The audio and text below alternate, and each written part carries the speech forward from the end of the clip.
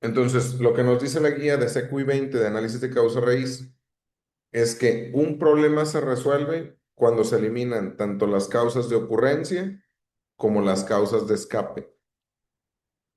Así de sencillo. Y la causa de ocurrencia es lo que crea el defecto. Y la causa de escape es lo que permite que el defecto le llegue al cliente. No sé si hasta aquí me estoy explicando un poquito mejor.